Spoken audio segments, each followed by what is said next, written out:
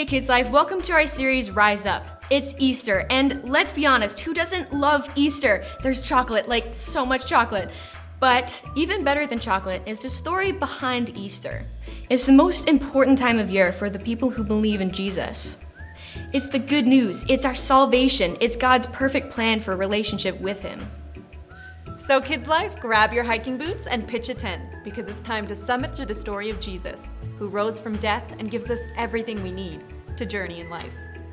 This month, we're learning how the miracle of Jesus' resurrection strengthens us and changes our relationships with God and with others in the best way possible. Each week, we will have a chance to put these ideas in our backpack and carry with us always.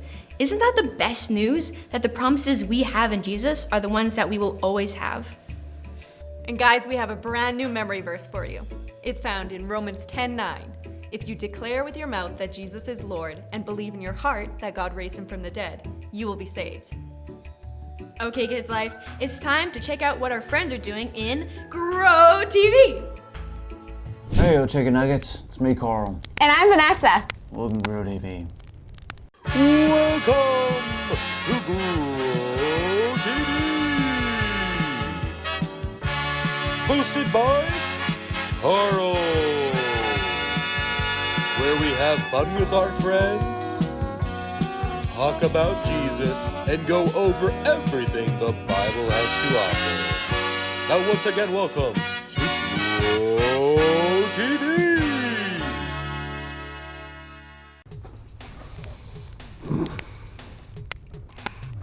Carl. Psst, Carl, are you gonna start? What? Oh, yeah, sure. Hey, kids. Today we're gonna count our fingers. Count our fingers? Yeah. Don't you think we might want to play a game? Okay, we can play a game. We can play who can count their fingers the slowest. 1. All right, Carl, that's it. Head up. I don't wanna. Come on, get up. Come on, get up. Did that hurt? No. Okay, yes. Come on, Carl. These kids want to know what's wrong. No, they don't. No one does. After what I did? No way. Wait, what did you do? Something horrible. Just awful. Listen, no matter what you did, you can always tell me. Come on, we're friends, Carl. I don't know. You promise you won't tell no one? I promise. Okay. Well, my good friend Andy invited me to go camping with him last week, and he really wanted me there. That sounds fun. Kind of like what we're doing now. It was going to be super fun, but when it came to the day, I decided to change my mind and not go. Why did you not want to go? I guess I just felt like staying home and playing video games. Oh, I get that. It's not a big deal. At least you told him you didn't feel like going. You did tell him you weren't going anymore. Oh, Carl. I told Andy I hate camping. But you love camping. I know, it's a terrible thing to do. I feel awful. No, he'll never forgive me. I also lied, and that's a sin. Now God is upset with me. Well, Carl, I think you'd be surprised. Surprised at how mad they are? Oh, great. No, well, just like Peter was surprised, I'm sure that you would be too. Peter?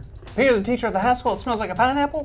No, Peter in the Bible, the disciple. Oh, yeah. What about him? Well, you remember last week's story, right? Sure, we talked about how Jesus overcame death. He died for our sins, and then 3 days later, he rose back up to life. Yep, but you do remember what happened before that story, right? I can't. Well, after Jesus was arrested, all the disciples scattered because they were scared of being arrested for being a follower of Jesus. One time, there were people coming up to Peter accusing him of knowing Jesus, but each time he was asked, he said he didn't know Jesus. What? He's lying. He knows Jesus. He was a disciple, for crying out loud. He was Jesus' friend. I know he lied 3 times and denied Jesus by doing it. He really did something really bad. Oh, I know what that feels like. So after Jesus had died, Peter returned to fishing. Oh, he went back to his old job. He must have been down in the dumps, huh? Probably. I mean, he spends years with Jesus and begins to truly depend on him. And bam! Ruins his relationship with his friend and his teacher by turning his back on him not once, not twice, but thrice. Yeah, it certainly had an effect on him. So while they were fishing, a man walked out on the shore and realized they were not catching anything. He called out to them and told them to cast their net on the other side of the boat. They listened and then bam! They caught so much fish that they couldn't even pull the net up. Wow, that was their lucky day. Thank goodness that guy helped him out. That sounds exactly like something Jesus would do.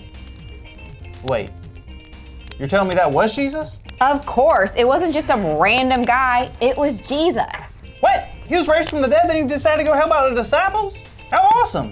Did they recognize him? They did. They were so happy to see him, but Peter was so ready to see him, he couldn't wait. He took off his cloak and jumped in the water and got to Jesus as fast as he could. But I bet Jesus wasn't as happy to see Peter after the whole I don't know Jesus thing. That's what you think, but nope. Jesus sat down and talked to Peter, and it was a surprising talk. Surprising how? Well, after they got done eating, Jesus asked Peter a question 3 times. Jesus asked if Peter loved him, and 3 times Peter said yes.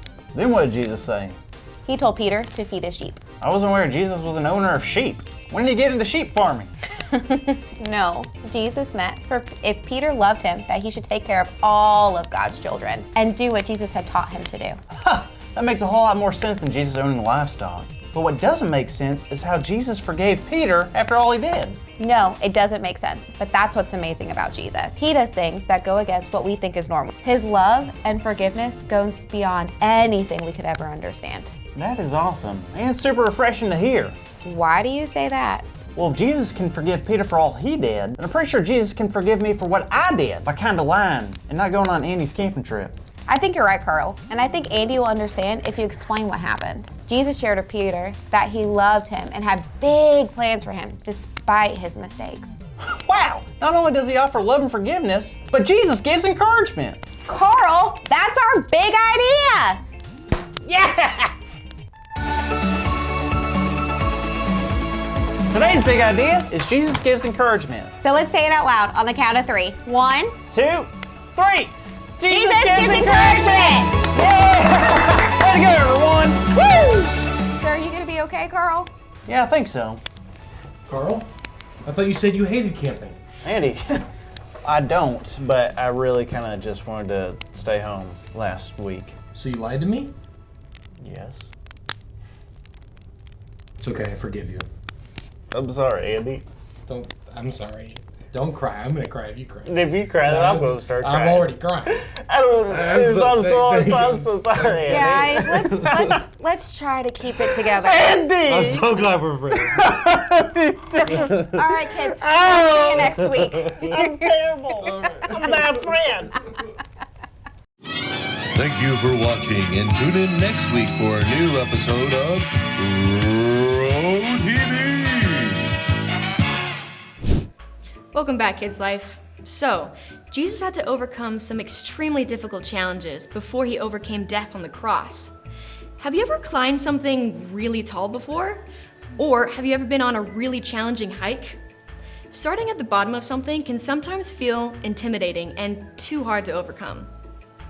In his climb to Calvary, Jesus had to overcome some very painful challenges. He overcame some of the worst challenges we could ever face. He was an innocent man, but people were angry with him and wanted him arrested. They didn't like the way that Jesus disrupted all of their rules and religion. Jesus experienced the lowest point of his life when the whole crowd of people turned against him. Even one of his closest friends. He was hurt and was forced to carry a cross to the place where he would eventually die. Why did Jesus have to go through all of this? He climbed that mountain to die for you and I. The most important part is that he chose to do it. Because what happened after Jesus died would make it possible for him to save us. That's what Easter's all about. Jesus died for us, but he overcame death when he rose again 3 days later. Jesus overcame death so that we could have a relationship with God. Hey, that's our big idea. Let's say it together on 3. 1, 2, 3. Jesus overcame death. Hey, have a great week, everyone, and we'll see you next week.